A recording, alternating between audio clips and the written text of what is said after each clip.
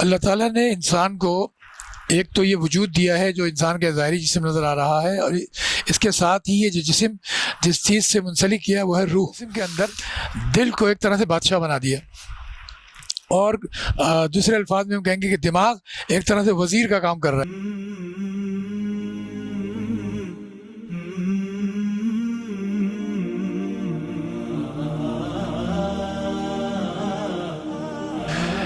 اللہ تعالیٰ نے انسان کو ایک تو یہ وجود دیا ہے جو انسان کا ظاہری جسم نظر آ رہا ہے، اور اس کے ساتھ ہی یہ جو جسم جس چیز سے منسلک کیا وہ ہے روح۔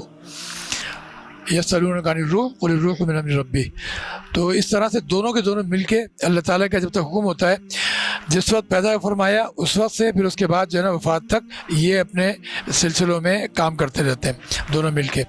اب اس میں اللہ تعالیٰ نے جسم کے اندر دل کو ایک طرح سے بادشاہ بنا دیا، اور دوسرے الفاظ میں ہم کہیں گے کہ دماغ ایک طرح سے وزیر کا کام کر رہا ہے، کہ اس سے کوئی تقریباً 10 لاکھ مواصلاتی تار جو ہے نا پورے جسم میں پھیلے ہوئے ہیں، جو ٹھنڈا گرم عضلات کو حرکت دینا، روکنا چلانا، اور ساتھ ساتھ جو ہے نا نرم سخت ان سب چیزوں کی جو ہے نا وہ شناخت بھی کرتا ہے، اور اس کے حساب سے پورے جسم کو چلاتا ہے۔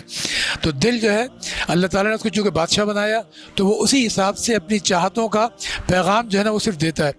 اس کو احکامات دینے کے لیے زبان ہلانی پڑتی ہے، نہ الفاظ کی ضرورت پڑتی ہے، نہ آواز کی ضرورت پڑتی ہے، بس چاہتوں پر دماغ سارے کام کرتا رہتا ہے۔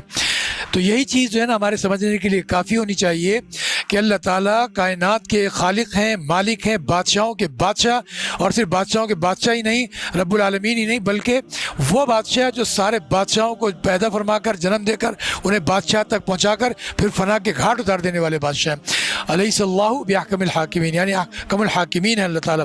تو یوں سمجھ لیجئے کہ جب اس دل کو اللہ تعالیٰ نے ایسی قوت دی ہے کہ جب سے اس کو پیدا فرماتے ہیں اس وقت سے لے کر مرتے دم تک یہ کام کرتا رہتا ہے، رات ہو دن ہو، آپ سو رہے ہو جاگ رہے ہو، کسی بھی مصروفیت میں ہو، یہ اپنا کام تسلسل سے جاری رکھتا ہے اللہ تعالیٰ کے حکم سے۔ تو یوں سلسلہ جاری رہتا ہے۔ تو بہرحال دل کی بڑی اہمیت ہے، اس دل میں اللہ تعالیٰ نے سارے نظام جو ہے نا وہ رکھے ہیں۔ تو اسی حساب سے جناب رسول اللہ صلی اللہ تعالی وسلم کا یہ ارشاد ہمیں یاد رہنا چاہیے کہ ان فی الجسد مضغہ اذا صلحت صلح الجسد کلہ واذا فسدت فسد الجسد کلہ الا وہی القلب۔ فرمایا کہ جسم کے اندر ایک گوشت کا لوتھڑا ہے، ایک ٹکڑا ہے، ان فی الجسد مضغہ اذا صلحت صلح الجسد کلہ، اگر وہ صحیح ہے، درست ہے، سارا جسم درست اور صحیح ہے۔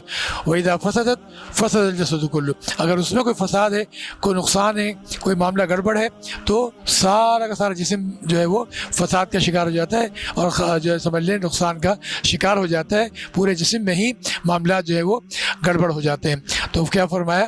الا وہی القلب، وہ ٹکڑا گوشت کا لوتھڑا کیا ہے؟ وہ ہے قلب اور دل۔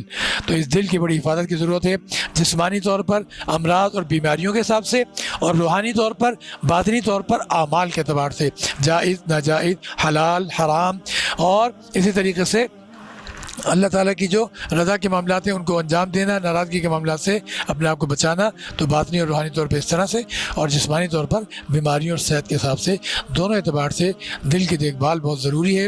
فرمایا کہ آئینہ بنتا ہے رگڑے، لاکھ جب کھاتا ہے دل، کچھ نہ پوچھو دل بڑی مشکل سے بن پاتا ہے دل۔ اللہ ہمارے دلوں کی حفاظت فرمائے، دنیا میں بھی اور آخرت میں بھی اللہ تعالیٰ کامیاب لوگوں میں فرمائے۔